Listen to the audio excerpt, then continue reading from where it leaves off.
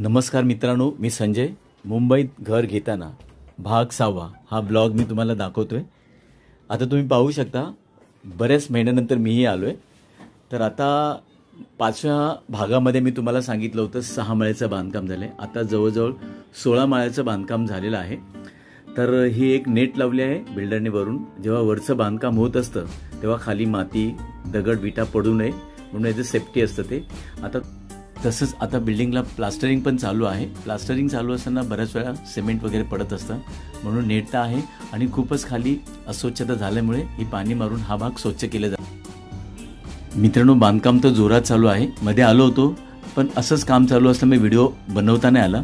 तर आज मी व्हिडिओ बनवला आहे. तर आता तुम्ही पाहू शकता 16 माळ्याचं बांधकाम झालं आहे.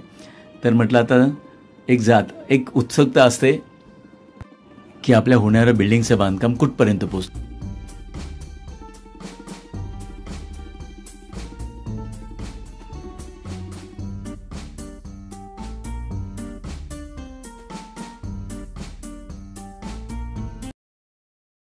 समोर पाहू शकता एक छोटीशी एंट्री आहे, कारण पूर्ण फेन्सिंग केल्यामुळे तिथूनच कामगार आत आणि बाहेर जात आहेत.